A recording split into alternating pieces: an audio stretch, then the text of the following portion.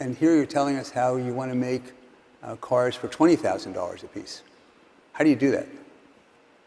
Well, we've not formally announced our next car program, so I can't talk too much about our upcoming vehicle program or programs that have not been announced, but we do expect to make cars that are more affordable than the current Model 3 or Model Y. So, and a big factor in this is, yeah.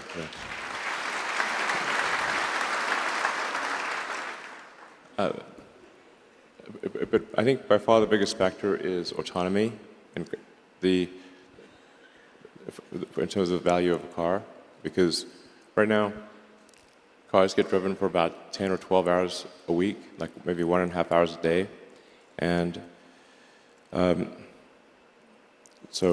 there's 168 hours in a week, and so if they were autonomous, you could probably drive, the cars could drive for 50 or 60 hours, so you would see a 5-fold increase in the utility of the car, that can do autonomy. This is a really, really gigantic thing. It would also mean that we wouldn't need anywhere near as many parking lots, and this would also be helpful for the environment because you would need far fewer cars. So I misspoke. It was a $7 billion investment for a plant that makes 1 million cars a year that makes $15 billion a year in profits. So you invest $7 billion and you make $15 billion a year. Who does that? And for a plant that makes things, manufacturing. And so the way this is accomplished is that, so you're doing it with casting right now. And casting half of the car, and you're going to soon cast the other half of the car.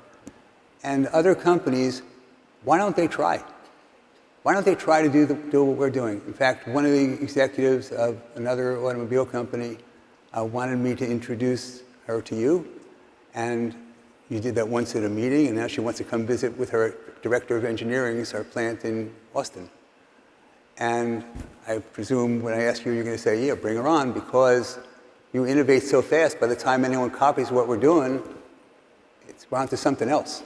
What else is there? When you're casting, what else is there that enables us to make it cheaper? Are we eliminating a lot of other parts? Are we eliminating functions? What are we doing to do that? How do we sell a car that's so cheap? I mean, I think the full explanation, or at least an accurate explanation, would take a long time, because first approximation, a car is made of 10,000 unique parts and process steps, and Tesla is really, I think at this point, probably the best at manufacturing in the auto industry, which I think what nobody was expecting. Probably in the history of the world. Probably. So let's go to Twitter just for a minute, and we'll go back to this stuff, which is more interesting to me. I try to get out of the deal. Well, you told me you wanted to ask... to get out. Dragging me back in. I reminded that scene from The Godfather, basically. But you told me you wanted to ask tough questions. I try to get out. So in Twitter... what could possibly go wrong? So I saw this article. It says you bought something called Twitter. And it says, Musk puts off lifting Twitter bans. And so obviously the big deal, to me anyway, in Twitter is that, we have this incredible, so it was incredibly poorly managed, this business. And, but those guys somehow did great for their shareholders by selling it to us. Right? But we didn't buy what they're selling. We bought something of what it's going to become. Yes. I mean, I think it's, most people would say, like, given how the market has evolved this year, the price is on the high side. Right. Right. But that's on base of what it is. Yes. But in terms of what I think there is a tremendous amount of potential that it will be very difficult to achieve, but I think possible. And I think ultimately it could be one of the most valuable companies in the world. So when we think about this, in order for that to happen, so I met you, and it took me a few years, and then I believe in you and your heart, right? Your heart. And so, I think you were skeptical. At our first meeting, you were a bit skeptical. and so the way I think about it is that, so I'm trusting you with the future of our country, of the world, actually, when you're in charge of a media like that. And so what I think about is, so how do you prevent, so being Jewish, how do you prevent this anti-Semitism? Or if I were black, how do you prevent all of the... So how do you prevent the use of the N-word? And when I think about TikTok, and they're able, with just looking at pictures, to tell what you're going to do. You know, you move your left arm, you move your right arm, what other pictures you like. So that's what they do with their software, and they grade their algorithm. How can we not have an amazing algorithm? Because we know more about them to do with TikTok, and we ought to know what interests people have. And because of that, in words, we should be able to figure out words that people are using, what that means, and considering what content they're interested in. We should be able to figure out with software how to moderate this and prevent that from happening. Is that true or not? Yeah, yes, absolutely. Totally agree. I want to be clear. Content moderation policies have not changed at Twitter, and it is not okay to engage in hateful conduct on Twitter.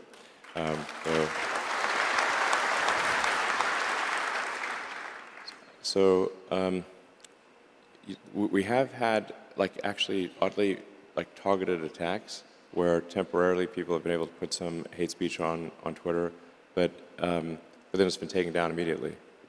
So now,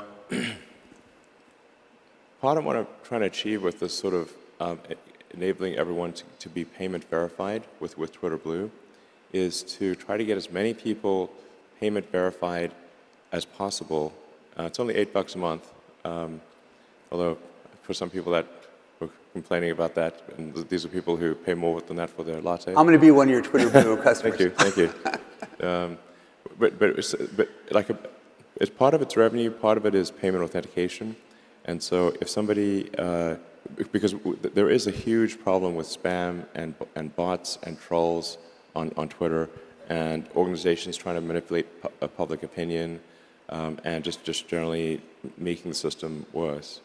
And I think that there is an answer to that, which is to get as many regular users of Twitter to be a subscriber for $8 a month. And you'll get a lot more than just the blue check mark for $8 a month, because now we can afford long-form video, long audio, podcasts, and we can also start sharing revenue with content creators, which is essential. You give them a chance to make money. Yeah, absolutely. Just I mean, right now, if you're on Twitter, you'll see a lot of links posted to YouTube and TikTok, and that's because, at least until now, Twitter has not even given them enough video length to post their video, and then they give the content creators no means of monetizing the video. So we're going to change that rapidly at Twitter. It's going to be transformative. But if we can get enough verified users, and we're going to prioritize Twitter search, replies, mentions by verified users first. Yeah, this is very. And that's what calls amplified. Yes. If you're payment verified with a blue checkmark, then you're prioritized. And so this is the point of this is to make crime not to pay, because right now to create a bot on Twitter costs less than a penny. So the cost of crime is so cheap, and that's part of why crime and hateful conduct pays. But if somebody risks losing even $8, it's too expensive to now have 100,000 fake accounts, because they have to spend $800,000 a month, as opposed to $800 a month.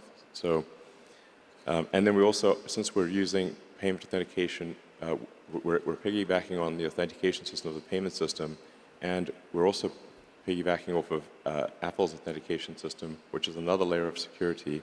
So the net effect will be, over time, that the the verified users will pretty much always be at the top of comments and search, and you won't really see. You'll have to scroll far to see the unverified users, which will be the bots and trolls and whatnot. And this is sort of analogous to Google search. Like, if you go to page 8 of Google search, there will be a ton of scams and stuff, you know, call it page 8, page 9, something like that.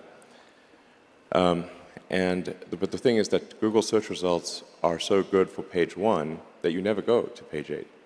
Or it's rare. And like the old joke is like... So if something we don't want to see, it gets pushed way down. Yeah, just basically the bad stuff gets pushed way down.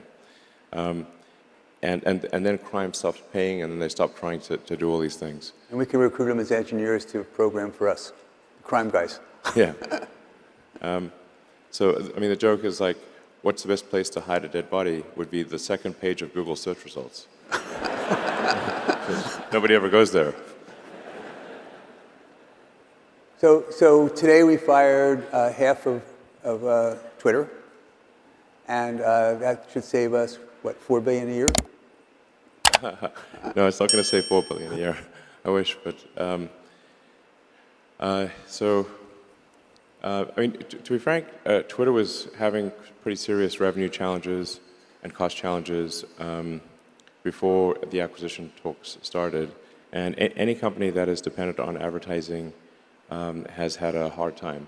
So, if you look at, say, Snap or Google, Facebook, whatnot, they've all had a difficult time with advertising revenue dropping, and Twitter is more currently more vulnerable than they are to advertising, because most of Twitter's advertising is large brand advertising as opposed to direct response. So it's kind of like a much more of a discretionary ad spend than it is for like if you can do direct response for a specific product. So and then we also recently had a lot of difficulty with activist groups pressuring major advertisers to stop spending money on Twitter. This is despite us doing everything possible to appease them and to make it clear that moderation rules and hateful conduct rules have not changed, and we're continuing to enforce them. A number of major advertisers have stopped spending on Twitter. This doesn't seem right, because we've made no change in our operations at all, and but nonetheless, the activist groups have been successful in causing a massive drop in Twitter advertising revenue, and we've done our absolute best to appease them, and nothing is working. So this is a major concern, and I think this is, frankly, an attack on the First Amendment. Like, if activist groups can pressure advertisers upon which Twitter is fundamentally dependent to, suppress free speech, then that doesn't seem right.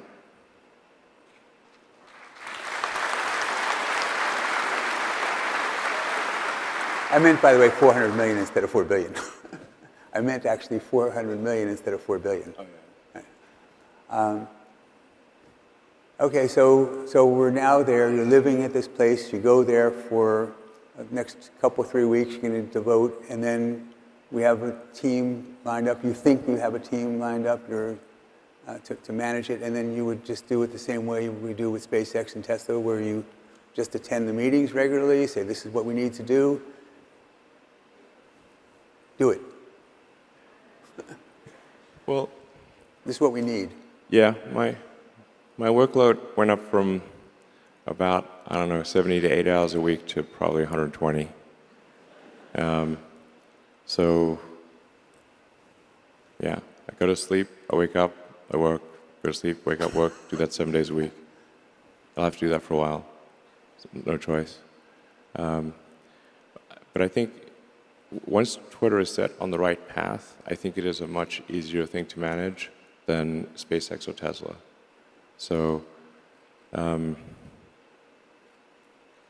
I really understand the internet and how to make So I wrote software. I wrote software personally for 20 years. I was one of the key people behind X.com, which became PayPal.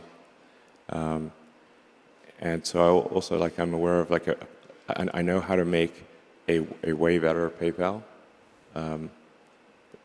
Because you built PayPal. Yeah, yeah, pretty much. With a lot of other people, but there's a product plan I wrote, which I wish I'd kept a copy of in July of 2000, where I thought it would be possible to make the most valuable financial institution in the world. And we're going to execute that plan from 22 years ago, which amazingly no one has done. And so I think that's part of why I think Twitter will be ultimately extremely valuable, because I'm going to execute the X.com game plan from 22 years ago with some improvements. And then we're also going to obviously make Twitter just a way better system. It stands to reason that if a social media company is not taking steps to make it positive to be on that social platform, then people won't come or they'll leave. So you speak of sort of anti-Semitism or racism or anything like that. Well, who's going to stay on a platform if that's prevalent? That's Obviously. Yeah, come on. And apart from its inherent wrongness, who's going to stay on the platform? So you want to be. It needs to be something where, our goal with Twitter is how do we get 80% of America? Maybe not the sort of far left and the far right, but and maybe we don't want them necessarily, but how do we get 80% of the public to join a digital town square and voice their opinion and exchange ideas and maybe once in a while change their minds? And on occasion. Yeah, once in a while. So I read also that you said, and then we'll move off of Twitter, but you said that your goal is you want to make the 20% of people who are on the far right hate you, just like you want to make the 20% of people on the far left hate you. So. Well, I don't want them to hate me. But I think the extremists, it's just very difficult to satisfy extremists. So, unless you fully buy into whatever their dogma is. So, but I'm confident we can satisfy, 80% of America, 80% of the world, but maybe not the 10% most extreme of either side. And I would count that as a great outcome. And I think it is important to have sort of a digital town square where people feel comfortable talking. And I also think it's one of the things that's important is to be able to sort of decide what kind of experience you want to have on Twitter. Because some people might say, okay, I want if this was a radio station, I want the easy listening, smooth jazz station. Okay, cool. That's good. So you should be able to have that setting for Twitter, and then some people might say no, I want heavy metal thrash, and okay, so now this is going to be sort of then you don't mind someone saying mean things to you, within the context of the law. And you don't mind engaging in vigorous arguments on Twitter and that kind of thing. But you should be able to kind of pick your preference and decide if you want sort of full contact battle or do you want no, I just want to look at poppies and flowers and nice landscapes and stuff. So let's go off Twitter. Two other topics where you had some questions. That number one is logistics. When we're starting to make so many cars by the end of this year, 40,000 cars a week. I have to be careful of MNPI, but I believe I have said in the past publicly that our aspiration is to reach 40,000 a week by the end of this year. So if we're doing that, then that means that we're producing a car every 15 seconds. Yeah. And but that's still only 2 million cars a year, and there's 100 million cars that are made a year. And so the question So there's presumably capacity to be able to, logistics, to ship all these cars all over the place to have people pick them up where they want them. But not if they all do them in the same week. Yes, totally. So, I mean, we got a bit of criticism from for our Q3 results because we had a lot of cars in transit. And the reason was that we got too big for our cars to actually be transported in the final few weeks.